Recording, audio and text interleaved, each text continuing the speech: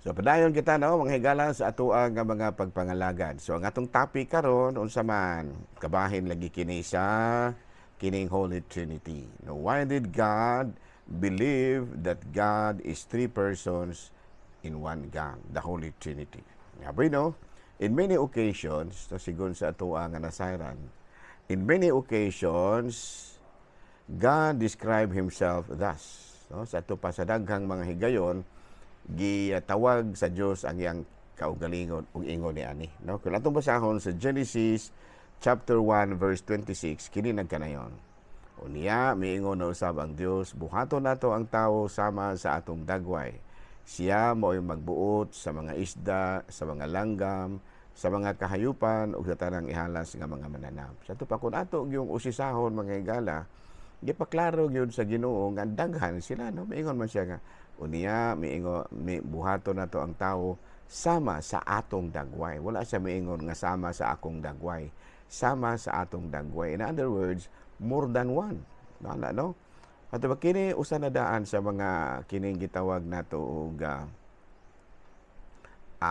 kabasihan na nato nga ang Ginoo dili lamang usa ka persona, kung dili usa ka Dios, kami nga man diri unya miingon na usab ang Dios ato pa usa ra gyud siya no wala man miingon nga unya miingon na usab ang mga Dios buhaton nato ang tawo sa amang taas tong dagway ato pa daghan gihapon pero pag ingon niya buhaton na usab miingon na usab ang Dios ato pa usa ra no buhaton nato ang tawo sama sa atong dagway sa ato pa daghan kay atong man siya mo'y magbuot sa mga isda sa mga langgam sa mga kahayupan ug sa tanang ihalas nga mga mananap.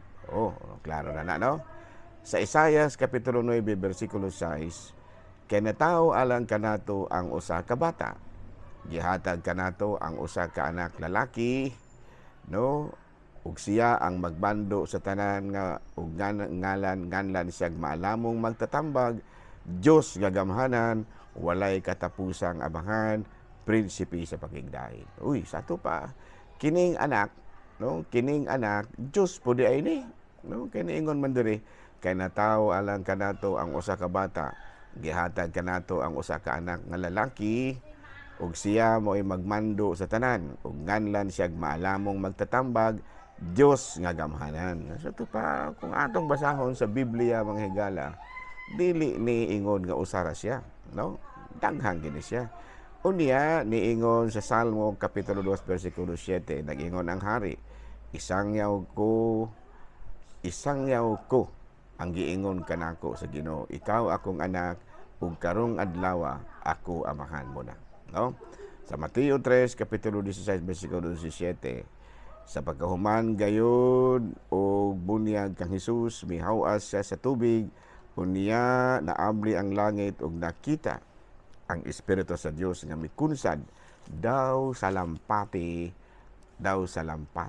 Oh, sa ato pa nakita gyud no ang Espiritu sa Dios. Do na po'y Espiritu ang Dios. So mo kini siya ang mga basihan nato mga higala no nga sa atong Katoliko nga ang Dios no nagpakita unya naabli ang langit ug nakita niya ang Espiritu sa Dios. Sa ato pa naa po'y Espiritu nga Dios. No, kay espiritu ang Dios do na po'y espiritu nga mikunsad daw sa lampati ug mitungtong sa abaga sa atong Ginoo. Oh, sa ato pa klaro kay may higala no nga adunay Dios amahan. No, kay niingon man siya ikaw akong anak ug karong adlaw ako amahan. Oh, sa ato pa three persons in one God yun siya. No, I know dili man noon ta makiglalis ani pero sa ako nang ginaingon dili kita angayang makiglalis niini pero angayan lang nga ato gyud kini nga tamdan nga ang Ginoo di ay tulo ka persona usa ka tawo Dios anak is amahan Dios amahan anak ug Espiritu Santo. Okay, klaro nala padayon ta mga higala sa ato nga mga pangalagan. Okay no abi no dinilang sa kita kutob, ako ra gihapon kini yung ubos nga alagad, Reverendo Padre Edwin Academia Akab, mga namilit na usab kaninyo, ug manalangin kanato ang Dios nga makaagahom sa tanan, Amahan, Anak, ug Espiritu Santo. Amen.